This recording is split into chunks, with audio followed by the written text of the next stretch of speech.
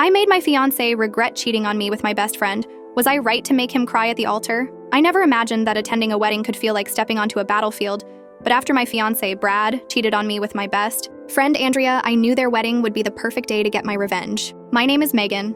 I'm 28 years old, and up until just a few months ago, I truly believed my life was coming together. I had a job I loved, supportive parents, and a fiancé, Brad, who I thought I was going to spend the rest of my life with. We were in the middle of planning our wedding, dreaming about a future that felt so close I could almost touch it. I imagined a life filled with love, laughter, and stability. I thought I had found my forever, but as they say, life can change in the blink of an eye. Even now, as I sit here trying to put everything into words, it still feels unreal, like a story that happened to someone else. I never imagined that my entire world would come crashing down so suddenly, and that the people who would cause it all would be the two I trusted the most. I'll get straight to the point. A few weeks ago, I found out that Brad, my fiancé, and Andrea, my childhood best friend, had been having an affair behind my back. Yes, that Andrea, the girl I had grown up with, the one whose house I practically lived in during summer breaks. We met when we were 12 years old, and our homes were just a mile apart. We grew up together, shared secrets, sleepovers, heartbreaks, and milestones. She wasn't just my best friend,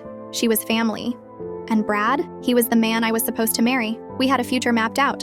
A wedding was on the horizon. We had even talked about starting a family. So imagine the heartbreak when I learned they had betrayed me in the worst way possible. Since that day, I've been living with my parents. I packed up what was left of my life with Brad and moved back home, where I've been trying to recover piece by piece. I work from home now, which has given me the space to hide when I need to, cry when I have to, and begin therapy.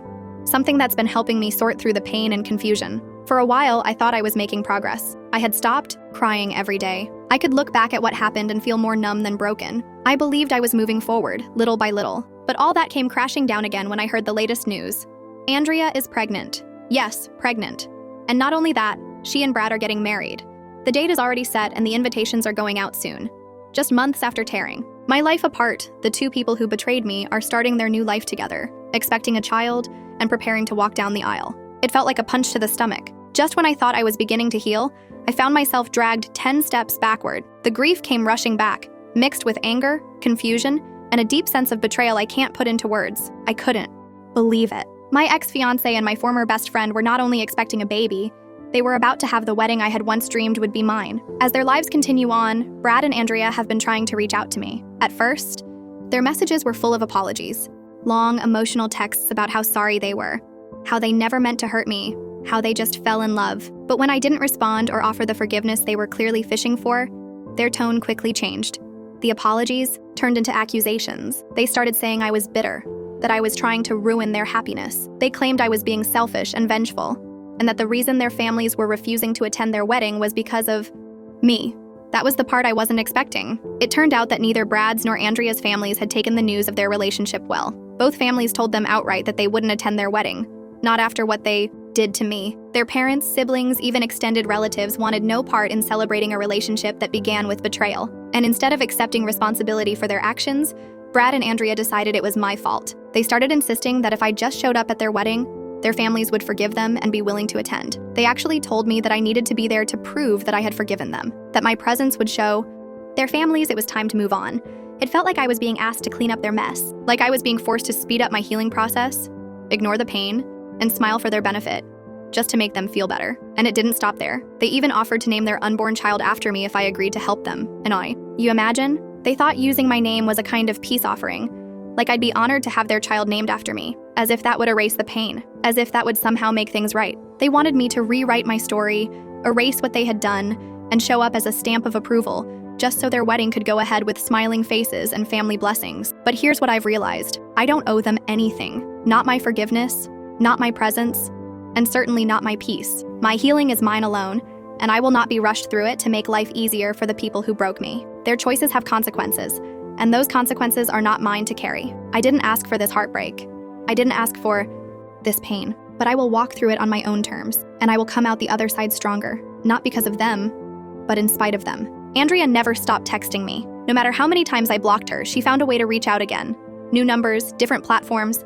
It got to the point where I felt like I was being stalked. I blocked 6 different numbers in total, each time hoping it would be the last. But she kept finding new ways to send her messages, as if her obsession with my response outweighed the shame of what she had done. Each message made my blood boil. Some were filled with apologies, while Others were passive-aggressive, blaming me for how things were unfolding. Reading them made me feel like I was losing my mind. How could she not see how deeply she had hurt me? How could she still think she had the right to my attention, let alone my forgiveness? Call me evil if you want, but I knew I couldn't let them, Brad and Andrea, get away with everything they had done without facing some kind of consequence. I didn't want to just move on in silence. I needed them to feel even a fraction of the pain I had been living with. As I sat there, full of anger, something inside me snapped. That's when the idea for revenge took root in my mind. It came to me like a lightning bolt, and the more I thought about it, the more it felt like the perfect response. I picked up my phone, unblocked Andrea's number, and sent her a message. I told her I had forgiven them and that I would be attending the wedding after all. I said it with just enough warmth to make her believe me.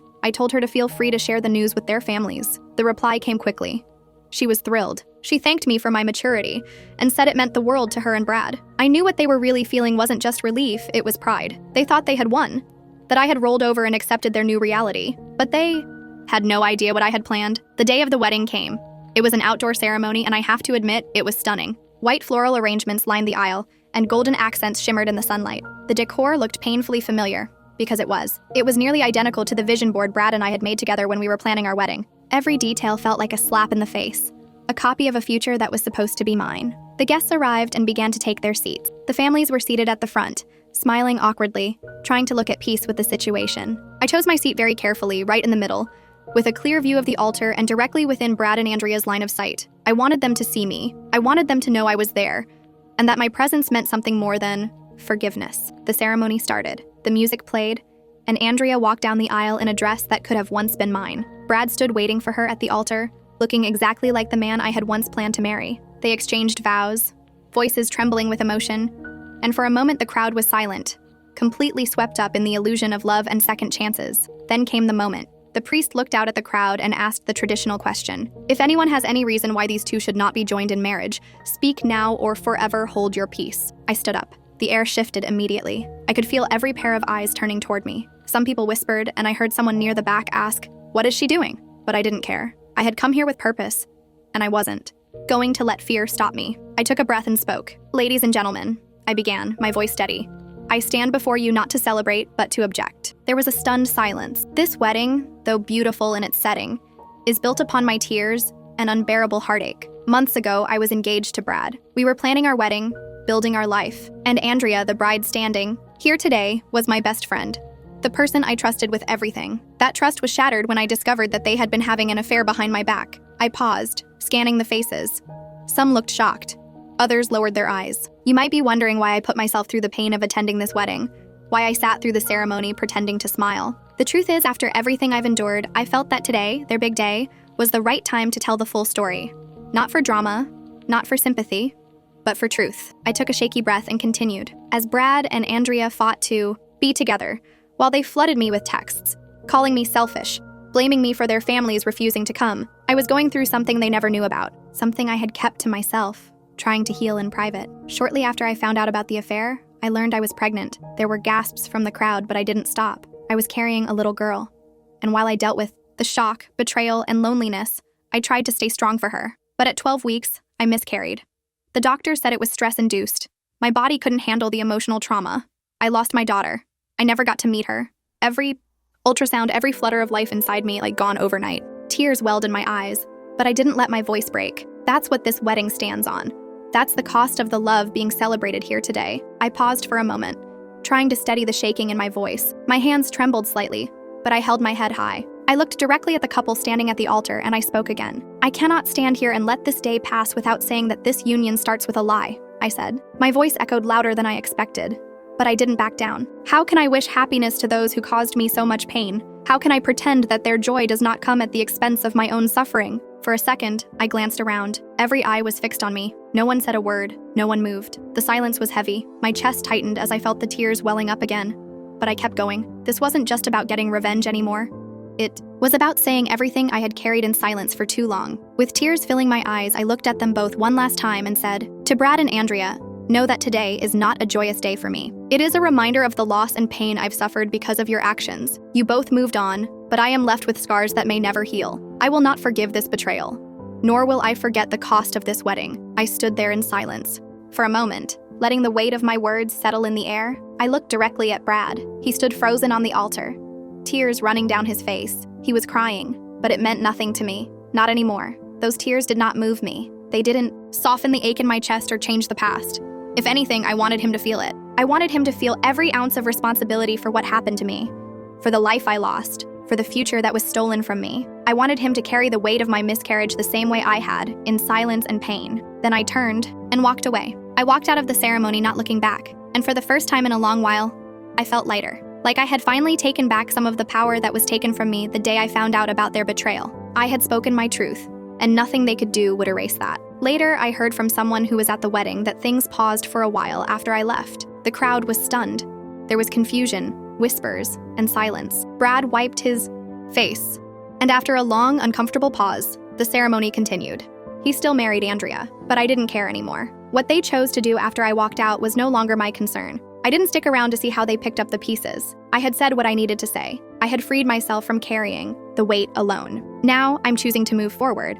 I've started a new chapter, one that doesn't revolve around them or the pain they caused. It's not easy. The grief still lingers.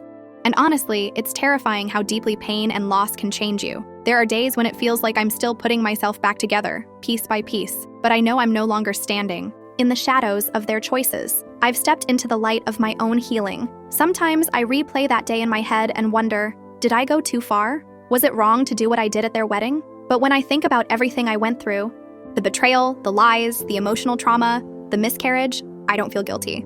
I feel justified. I didn't shout. I didn't cause a scene. I told the truth, my truth. And sometimes, the truth is the most powerful and painful thing you can share. So, to answer the question, no, I don't think I crossed a line. I think I finally stood up for myself. And for once, I was heard.